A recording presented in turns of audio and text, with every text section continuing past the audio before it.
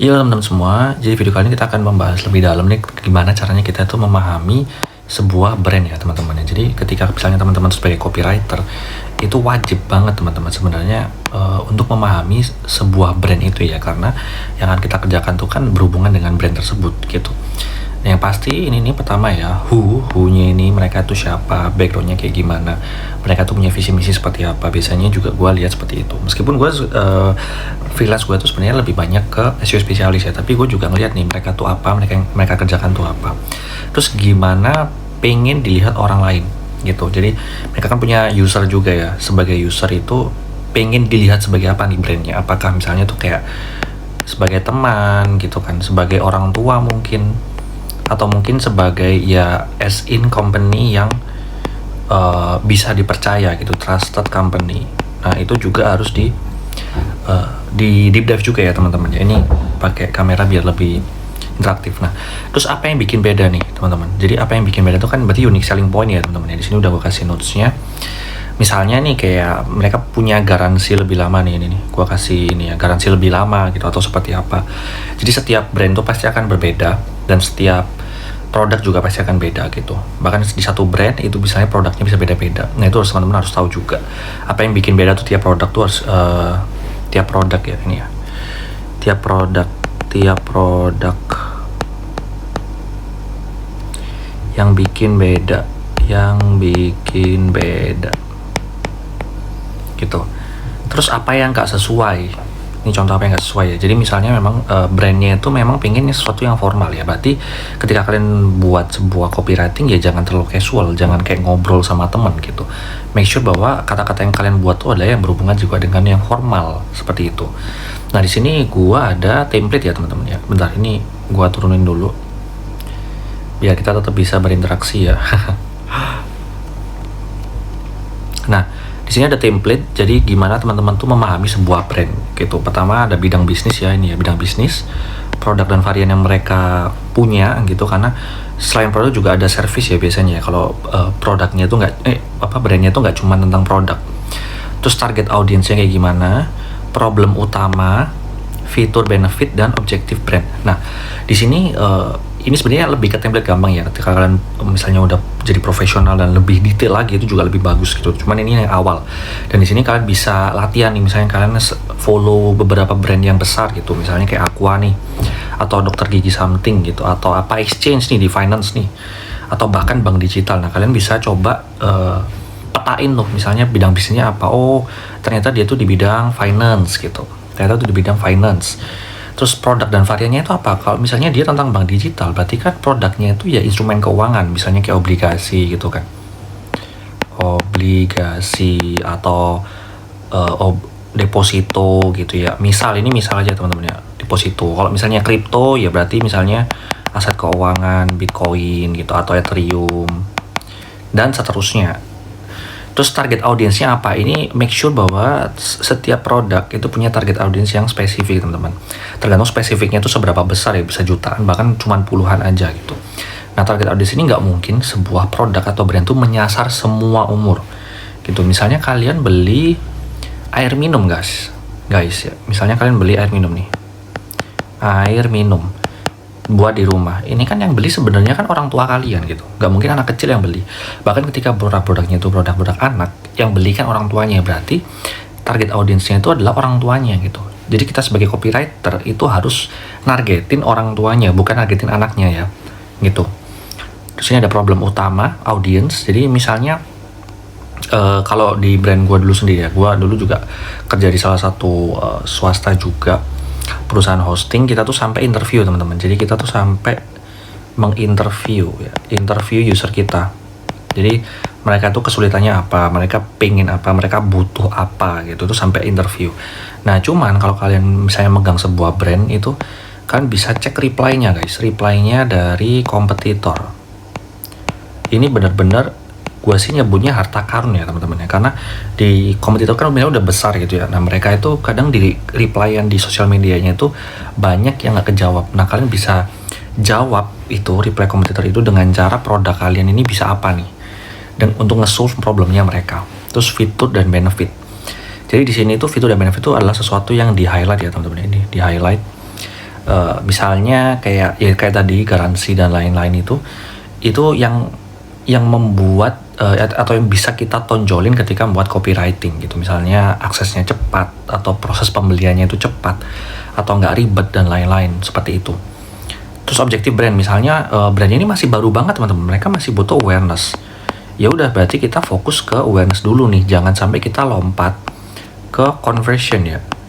Kalau kita langsung meloncat ke conversion agak sulit teman-teman. Misalnya brand kalian baru, ini baru banget, ya udah awareness dulu nggak apa-apa gitu. Kalau misalnya ada yang conversion itu bagus. Tapi kalau misalnya dari awal kita udah conversion itu sangat sulit gitu. Orang untuk membeli itu kan pertimbangannya sangat banyak ya. Tiba-tiba kita kasih copywriting yang conversion kan ya mereka bingung. Kita harus awareness dulu atau engagement dulu gitu. Itu yang harus dipertimbangkan. Kita lanjut. Kita turun dulu. Nah, setelah kita mengetahui brandnya, kita harus memahami audiensnya, guys. Ini sangat penting sih sebenarnya. Jadi yang namanya brandnya ini brand. Nah, brand itu kan akan menjual ke audiens ya. Audiens. Nah, ketika kita udah tahu brandnya, kita harus tahu audiensnya, guys. Gitu. Jadi ini langsung pertanyaan pertama ya. Kenapa kita harus memahami audiensnya? Gitu. Jadi pertama, ini kan ada brand ya, ini ada brand. Nah, kita tuh di sini sebenarnya teman-teman. Ini sebagai copywriter ya, copywriter atau bahkan misalnya kalian sebagai digital marketer atau gue sebagai SEO spesialis. Ketika kalian tahu audiens kalian tuh siapa, backgroundnya kayak gimana, kalian akan lebih mudah untuk menjual produk di brand yang kalian lagi pegang sekarang. Misalnya brand kalian sekarang megang jualan telur gitu ya. Ketika kalian buat konten-konten yang relate sama audiens kalian, itu audiens kalian akan lebih cenderung untuk beli ke brand kalian gitu daripada ke brand lain. Daripada brand lain ini ya, nggak bisa, hilang. Intinya kalau misalnya lebih ke brand lain itu mereka karena nggak pernah engage juga, nggak pernah tahu, jadinya mereka nggak mau beli di tempat lain, mereka maunya belinya di kalian gitu. Itu why-nya, jadi supaya kita bisa menjual lebih gampang.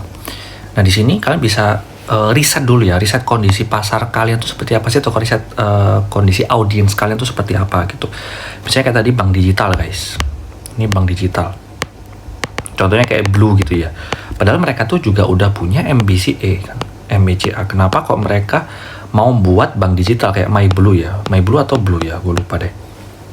Karena dia target marketnya adalah Gen Z dan milenial dan seterusnya, yang lebih memudahkan mereka untuk akses dan lain-lain gitu. Tapi untuk MBCA itu ya udah, itu yang Gen X ke atas gitu. Itu salah satu contohnya. Jadi ketika kalian punya brand itu, kadang brand itu tuh bisa mereka spesifik ke satu generasi doang gitu. Bahkan ketika di satu generasi itu cuman yang umur 30-an doang dan seterusnya gitu, tuh sangat spesifik. Tapi ada juga yang brand tuh benar-benar mereka ada yang Gen Z juga, ada yang milenial juga gitu. Jadi sangat lebar. Kalian harus memahami audiens yang kalian ajak ngomong itu siapa. Nah, di sini kalian bisa pakai ini teman-teman, ajak ngobrol. Kalian bisa ngajak ngobrol audiens kalian, bisa lewat DM, bisa lewat live TikTok tuh misalnya ya, atau interview. Jadi misalnya yang gue suka tuh sebenarnya ini sih guys, live TikTok gitu ya. Jadi sekarang tuh orang jualan ya, sales ya. Misalnya kayak sales mobil gitu. Itu mereka akan jualannya itu lewat live TikTok guys. Live TikTok. Jadi yang mereka besarin itu adalah TikToknya sendiri. Nah, tapi dia akan live itu misalnya setiap siang gitu, mereka akan live. Misalnya jualan mobil ABCDE gitu jadi mereka bisa langsung live nih, langsung ngobrol sama calon pembelinya gitu, dimanapun, kapanpun. Tanpa harus datengin dulu nih ke sini, tanpa harus ngasih brosur dan seterusnya gitu. Nah, di sini yang gue saranin sih yaitu kalian harus buat persona ya, buat user persona. Jadi user kalian tuh siapa sih? Misalnya kalian sales mobil nih, yang akan beli mobil ini siapa? Apakah female or male gitu, umurnya berapa, age-nya berapa, pekerjaannya apa gitu, income-nya berapa dan seterusnya. Nah, ini ketika kalian udah buat ini spesifik mungkin ya teman-teman ya, nanti kalian akan kayak semacam tahu nih, oh yang gua jualin tuh orangnya tuh seperti ini nih gitu, gua bisa besarin lagi nggak ya, atau kita udah cukup segini aja gitu. Itu namanya user persona ya. Nah, di sini yang ada beberapa hal yang bisa kalian perdalam ya teman-teman ya, yaitu siapa nih orangnya itu, seperti apa. gitu. Level pendidikan, misalnya mereka apakah SMA, apakah S1, apakah profesor bahkan gitu kan.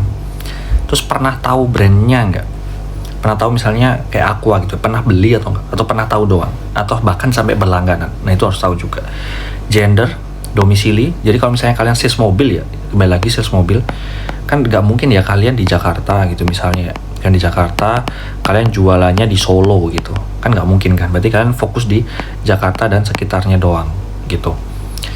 Terus penghasilan nih, benar ya tadi ya, income, penghasilan per bulan.